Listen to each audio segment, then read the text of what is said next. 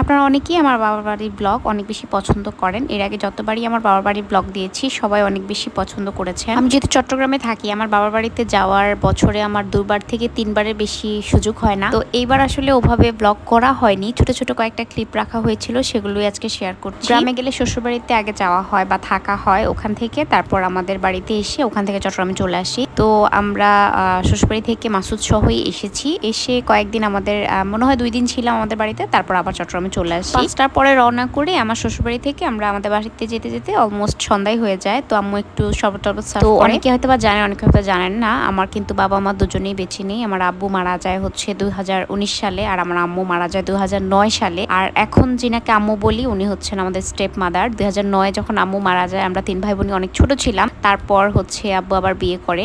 এই ঘরে কিন্তু আমাদের কোনো ভাই বোন নেই। তো যাই হোক, একটু শেয়ার করে দিলাম, অনেকেই জানতে চান, কিউরিসিটি থাকে অনেকের যে এখন কে থাকেন বা কি।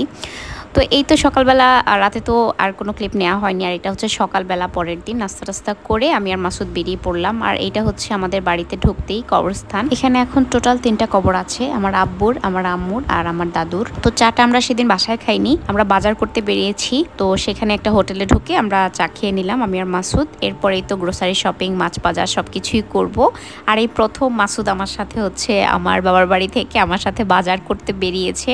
নর্মালি আমি একাই বাজার টাজার করি, আমার ভাই আছে, ও তেমন একটা করে না, বাট আমি করে। আমার ছোট বোন তো এখন দেশের বাইরে, ও আবার কবে আসতে পারবে, কবে আবার একসাথে আমরা আমাদের বাড়িতে থাকবো সেটা আসলে আল্লাহই ভালো জানেন। তো এই তো টুকটাক মুদি বাজার শেষ করে এরপর আমরা চলে আসলাম মাছ বাজারে। মাসুদ আবার মাছ অনেক পছন্দ করে, দ্যাটস ওয়াই ওর জন্য মাছ কিনতে চলে আসছি। তারপরে তো বাজার টাজার শেষ করে একটা অটো নিয়ে সোজা আবার বাড়িতে চলে আসলাম। তো আমি বাড়িতে গেলে মেনলি আমি বাজার করি। তো আমার টাকায় করি না, কিন্তু আমার বাবার টাকাতেই করি। আমার বাবা সরকারি চাকরি করতেন, উনি পেনশনের টাকা পয়সা অনেক কিছু আমাদের জন্য রেখে গিয়েছেন। আসলে আমরা আমাদের বাবা মার জন্য কোনো কিছুই করতে পারিনি, আমরা 3টা ভাই বোন। সেই সুযোগটাই আসলে ওনারা আল্লাহ তাআলা আমাদেরকে দেননি। তো এটা হচ্ছে পুরাটাই আমাদের বাড়ির এরিয়া। আর যেটা দেখতে পাচ্ছেন বিল্ডিং, সেটা তো আমাদেরই, বাট এই যে একদম রাস্তা থেকে শুরু করে পুরা একদম ভিতরে বিল্ডিং পর্যন্ত পুরাটাই আমাদের প্লেস। অনেক বিশাল একটা জায়গা নিয়ে আমাদের বাড়িটা ওনারা করে দিয়ে গেছেন। খুব শখের ছিল ওনাদের এই বাড়িটা ওনাদের, কিন্তু বেশি দিন থাকতে পারেননি দুজনের একজনও, আল্লাহ সেই সুযোগ ওনাদেরকে দেননি।